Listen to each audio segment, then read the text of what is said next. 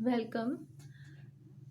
Today we are going to study about change in quantity demanded or movement versus change in demand shift of a demand curve. ठीक है, तो आज हम पढ़ेंगे कि demand curve में मूवमेंट कब होता है और शिफ्ट कब आता है। तो डिमांड कर्व में मूवमेंट, सबसे पहले हम पढ़ते हैं डिमांड कर्व। डिमांड कर्व मैंने बताया था पहले कि डिमांड कर्व किस तरह से होता है, बताइए मुझे आप लोग। It is downward sloping, right? It is downward sloping. ठीक, और ये डाउनवर्ड स्लोपिंग क्यों होता है? Because of diminishing margin utility, because of your substitution effect, because of income effect. ठीक है, तो ये डाउनवर्ड स्लोपिंग होता है क्या? Demand curve. अब डिमांड कर्व में मूवमेंट्स होते हैं। ठीक है, एक्सटेंशन, डिमांड बढ़ती भी है, डिमांड घटती भी है, एक्सटेंशन भी होता है डिमांड का और कॉन्ट्रैक्शन भी होता है। तो ये क्यों होता है और कब होता है, तो हम इसको पढ़ेंगे। पहले पढ़ेंगे मूवमेंट ऑफ डिमांड कर्व। तो मूवमेंट जो आते हैं डिमांड कर्व में वो प्राइस की वजह से आते हैं। ठीक है, अभी तक जो हमने पढ़ा था कि प्राइस है, ठीक है, किसी भी कमोडिटी का पहले था P1, फिर वो हो गया है P2। ठीक, क्वांटिटी डिमांडेड जो कर रहा है वो कितना हुआ? पहले था 2 यूनिट्स, सॉरी, पहले था 6 यूनिट्स, फिर हुआ 4 यूनिट्स। ठीक है, तो ये क्या हुआ? पहले जब P1 था प्राइस, तो क्वांटिटी क्या हुई? 6 थी, फिर जब प्राइस बढ़ गया तो क्वांटिटी हो गई 4 यूनिट। तो ये क्या है? हमारा कॉन्ट्रैक्शन ऑफ डिमांड। क्या है ये? कॉन्ट्रैक्शन, यानी कि डिमांड क्या हो रही है? कम हो रही है। ठीक है, तो यहाँ पे हम इसको ग्राफिकली देखते हैं। सबसे पहले कि जब P1 था तो क्वांटिटी डिमांडेड क्या थी? 6। तो हम करते हैं इसको,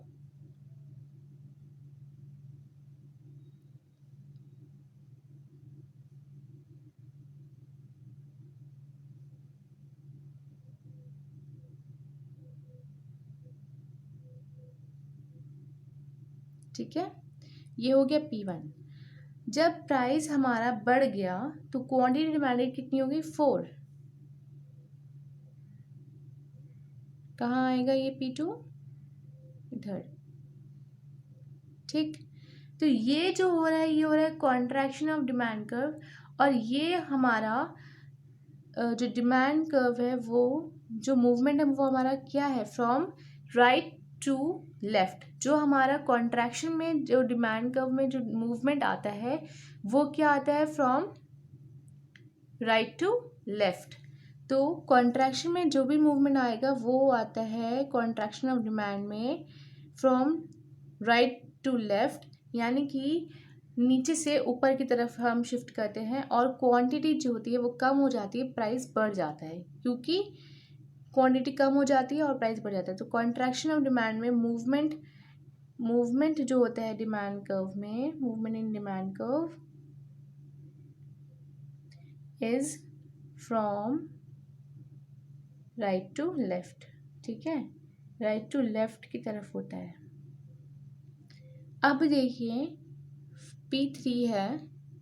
ठीक, अब यहाँ पे क्वांटिटी चलिए बढ़ गई, क्वांटिटी हम कर देते हैं 8।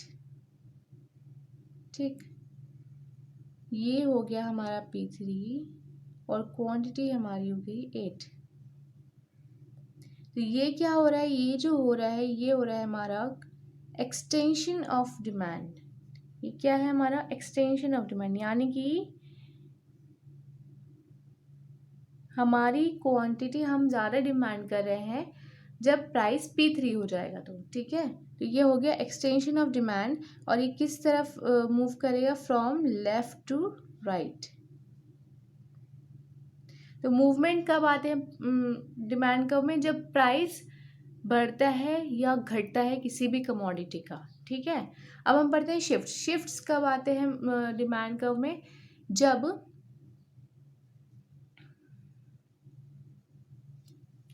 शिफ्ट आते हैं डिमांड कर्व में जब कमोडिटी प्राइस तो कांस्टेंट रहते हैं, ठीक है, और सारी चीज़ें चेंज हो जाती हैं, लाइक इनकम हो गई, ठीक, taste and preferences of the customer. जब इन सब चीज़ों में चेंज आएगा, फ्यूचर एक्सपेक्टेशंस, जब इन चीज़ों में चेंज आता है तो डिमांड कर्व में शिफ्ट होता है। डिमांड कर्व क्या होती है, इंक्रीज होती है। और ओके, मूवमेंट के बाद हम पढ़ते हैं शिफ्ट्स इन डिमांड कर्व, ठीक है। तो शिफ्ट डिमांड कर्व में कब होते हैं, हमेशा न्यू डिमांड कर्व में शिफ्ट होता है, ठीक है। जब भी कोई शिफ्ट होगा तो नया डिमांड कर्व क्रिएट होगा। तो हम सबसे पहले पढ़ते हैं increase in demand curve, sorry increase in demand. तो जब इंक्रीज इन डिमांड होगा तो क्या होगा, हमने पढ़ा था कि शिफ्ट्स कब आते हैं डिमांड कर्व में, प्राइस तो हमारे कांस्टेंट रहते हैं, जैसे कि आप यहाँ पर टेबल में देख रहे हैं कि प्राइस 3 है तो 3 ही है, लेकिन क्वांटिटी इंक्रीज हो गई। क्यों, क्योंकि जो हमारे अदर फैक्टर्स हैं वो डिक्रीज हो रहे हैं या इंक्रीज हो रहे हैं, जैसे कि price of the substitute goods, price of complementary goods change हो रहे हैं, इनकम बढ़ रही है कंज्यूमर की, प्रेफरेंसेस बढ़ रहे हैं, चेंज हो रहे हैं, ठीक है, फ्यूचर एक्सपेक्टेशन चेंज हो रही है, तो इस वजह से शिफ्ट्स आ रहे हैं। तो अब हम इसको ग्राफिकली देखते हैं कि ये कैसे शिफ्ट होगा। सपोज ये प्राइस है 3, ठीक है, और ये है क्वांटिटी डिमांडेड। पहले कस्टमर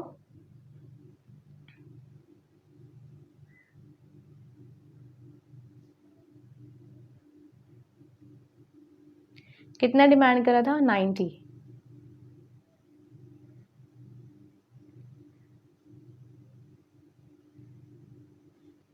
वो डिमांड कर रहा था customer at the same price, at the prevailing prices and the price is 3, but क्या हुआ उसका कि उसकी इनकम बढ़ गई, या सपोज उसकी प्रेफरेंसेस चेंज हो गई, या फिर सब्स्टिट्यूट गुड का प्राइस बढ़ गया, तो ये जो डिमांड है ये हमारी बढ़ जाएगी, कितनी हो जाएगी, 100 क्वांटिटी वो डिमांड कर रहे हैं अब।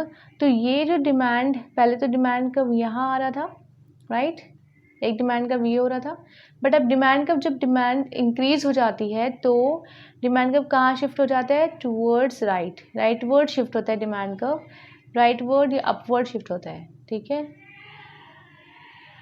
जब डिमांड इंक्रीज हो जाती है। तो प्राइस तो वही है 3, बट किस वजह से शिफ्ट हो रहा है, because of his increase in income और change in taste and preferences. अब डिक्रीज इन डिमांड कब होता है, जब या तो इनकम घट जाएगी, या फिर उसकी फ्यूचर एक्सपेक्टेशंस घट जाएंगी, या फिर प्राइसेस ऑफ द सब्सिट्यूट घट जाएंगे, फिर कॉम्प्लीमेंट्री गुड के प्राइस चेंज हो जाएंगे। तो क्या होता है, डिक्रीज इन क्वांटिटी डिमांडेड, ठीक है। पहले वो कितना कंज्यूम कर रहा था, ये देखिए, पहले वो कर रहा था 90,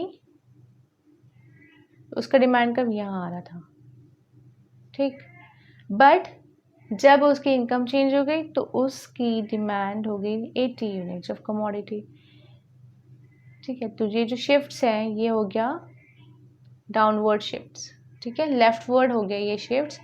तो जब डिमांड डिक्रीज होती है तो डिमांड का किस तरफ शिफ्ट करता है, टूवर्ड्स लेफ्ट, ठीक। तो ये है हमारा शिफ्ट्स इन डिमांड और मूवमेंट इन डिमांड के डिफरेंसेस और उसकी ग्राफिकल रिप्रेजेंटेशन, कि जब भी मूवमेंट होता है डिमांड कर्व में, तो वो किस पे होता है, on the same demand curve,